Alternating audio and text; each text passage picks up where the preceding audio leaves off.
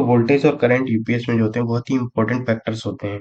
जो भी हम यूपीएस की रेटिंग की बात करेंगे तो वोल्टेज और करंट के रिस्पेक्ट में ही करेंगे कि इसका इनपुट वोल्टेज क्या है, आउटपुट वोल्टेज क्या है, कितने करंट को बियर कर सकता है, कितने करंट के लिए सस्टेनेबल होता है यूपीएस हमारा।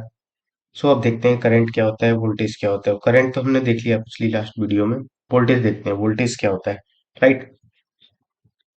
वोल्टेज को अगर हम गूगल करते हैं तो गूगल में लिख के आता है an electrical force measured in units और वोल्ट्स। ठीक है, तो इसका मतलब है कि वोल्टेज जो होता है वो एक फोर्स होता है। क्या होता है? वोल्टेज एक फोर्स होता है।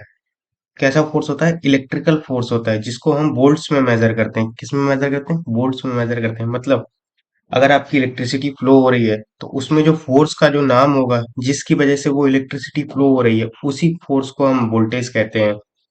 जो मैंने आपको लास्ट एग्जांपल दिया था करंट वाली वीडियो में, बताया था कि वाटर फ्लो होता है पाइप में, राइट। वाटर फ्लो होता है तो हम फूंक मारते हैं ना, तभी तो पाइप में फ्लो होता है। ऐसे ही वायर्स में क्या होता है? वायर्स में भी तो कोई फोर्स लगेगा जो इलेक्ट्रॉन वाइब्रेट करेंगे और एनर्जी फ्लो होगी, राइट। तो एनर्जी फ्लो होने के लिए वायर में एनर्जी को फ्लो होने के लिए हम कौन सा फोर्स लगाते हैं? उसको जो फोर्स लगाते हैं उसी फोर्स को वोल्टेज कहते हैं। Got it? किसे वोल्टेज कहते हैं? जिस फोर्स से हम एनर्जी का फ्लो करते हैं मेटल में, वही फोर्स हमारा वोल्टेज कहलाता है।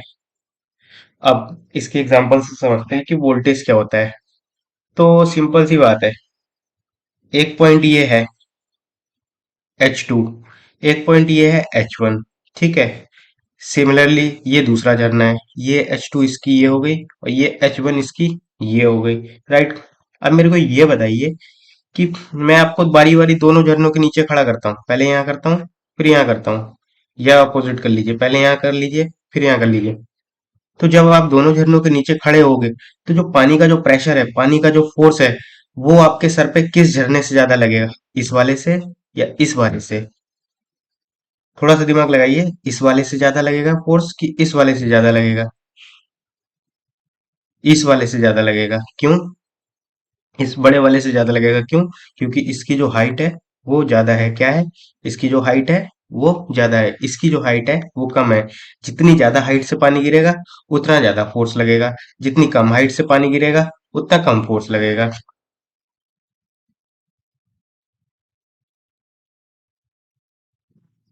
सो ये चीज तो हमने समझ ली। बट वोल्टेज में क्या होता है? वोल्टेज में भी होता है, एक होता है लो वोल्टेज होता है, एक होता है हाई वोल्टेज होता है।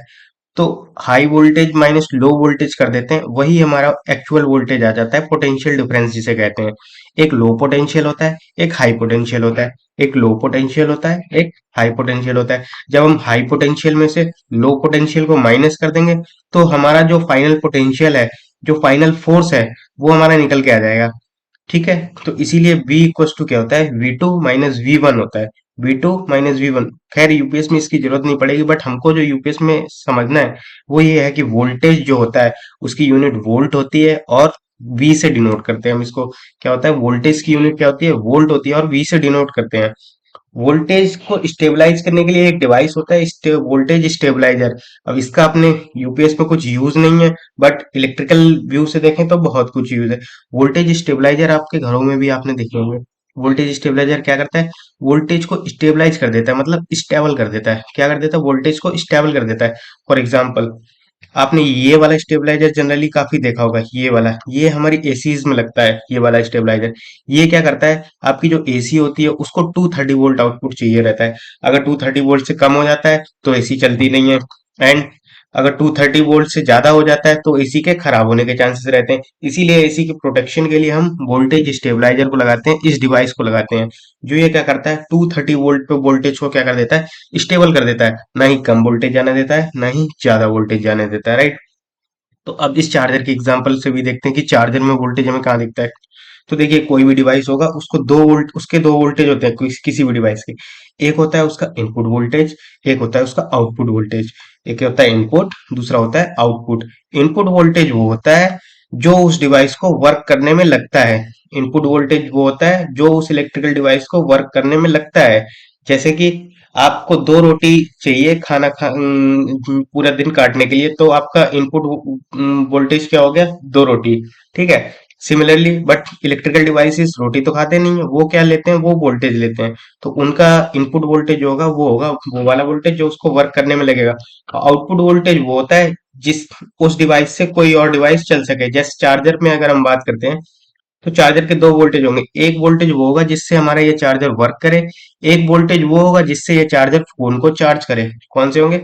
एक वोल्टेज वो होगा, इनपुट वोल्टेज चार्जर का वो होगा जिससे ये चार्जर वर्क करे। आउटपुट वोल्टेज चार्जर का वो होगा जिससे ये चार्जर हमारे फोन को चार्ज करे। तो अब देख लेते हैं इसका इनपुट वोल्टेज क्या है, आउटपुट वोल्टेज क्या है। सो ये मॉडल लिखा हुआ है, ये इनपुट वोल्टेज है, राइट। इनपुट में लिखा हुआ है 100 to 240 वोल्ट एसी। इसका मतलब क्या है, ये क्या है, ये एक वोल्टेज रेंज है, ये माइनस का साइन नहीं है, ये रेंज वाला साइन है। कि ये जो चार्जर है वो 100 वोल्ट से लेके 240 वोल्ट तक चलेगा। कितने तक चलेगा? 100 वोल्ट से लेके 240 वोल्ट तक चलेगा, राइट। अब इसका आउटपुट वोल्टेज देखते हैं कि आउटपुट वोल्टेज कितना है, 5 वोल्ट 2 एम्पियर और 9 वोल्ट 2 एम्पियर।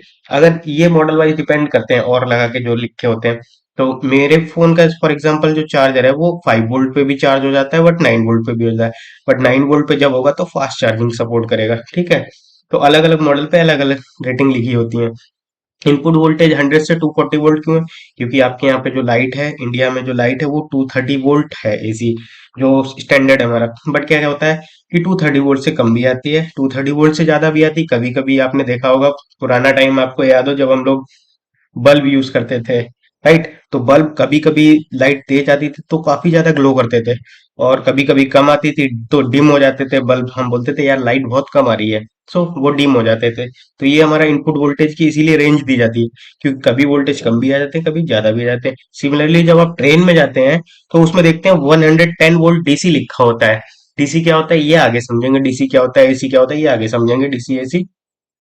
अभी इतना समझिए कि उसमें 110 वोल्ट एसी डीसी लिखा होता है। तो इसका मतलब है कि चार्जर हमारा इसीलिए ऑपरेट हो जाता है क्योंकि हमारे चार्जर की जो रेंज है वो 100 to 240 है। मतलब 100 से 240 वोल्ट पे ऑपरेट हो जाएगा। सिमिलरली यूपीएस में भी ऐसा केस होता है। सो अब देखते हैं वोल्टेज इन यूपीएस। जैसे चार्जर में हमारे दो वोल्टेज थे, एक था हमारा इनपुट वोल्टेज, एक था हमारा आउटपुट वोल्टेज। सिमिलरली यूपीएस में भी दो वोल्टेज होते हैं, एक होता है इनपुट वोल्टेज, एक होता है आउटपुट वोल्टेज। साथ ही साथ इसके एक और चीज होती है बैटरी वोल्टेज। तो वो देखते हैं हम कि ये तीनों क्या चीज होती है।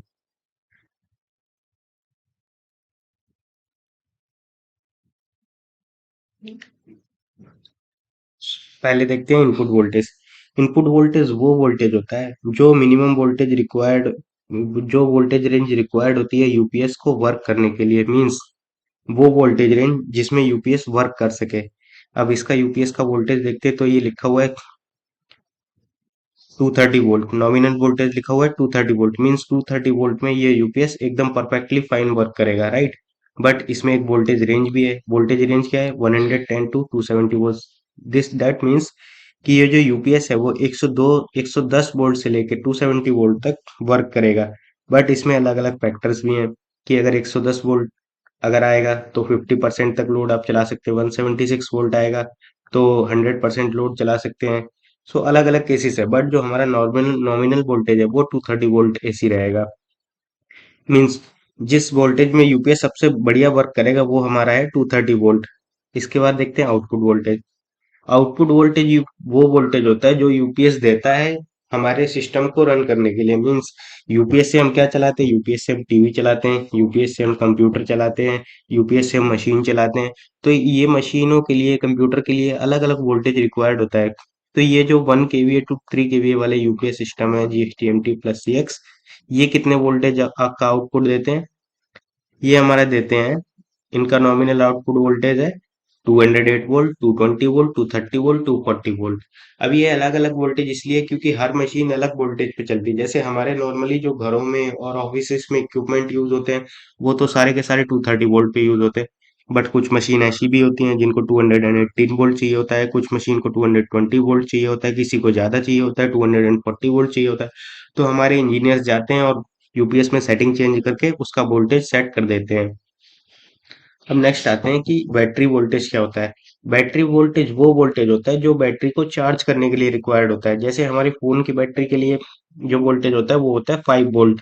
सिमिलरली यूपीएस का जो बैटरी वोल्टेज होता है वो बैटरी की रेटिंग पे डिसाइड करता है कि बैटरी का कितना वोल्टेज होगा। तो इसमें देखिए 1 केवी का लिए जो बैटरी वोल्टेज है वो ये है, 41 वोल्ट डीसी, 2 kVA के लिए जो है वो 82 वोल्ट डीसी, 3 kVA के लिए जो है वो 82 वोल्ट डीसी।